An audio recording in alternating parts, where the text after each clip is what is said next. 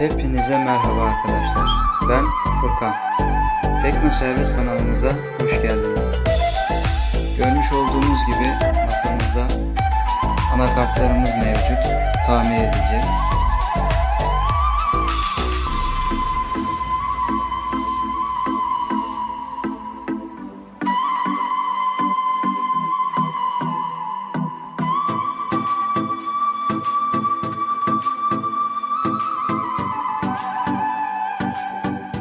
Arkadaşlar, hepsi ve daha fazlası için kanalıma abone olmayı unutmayalım.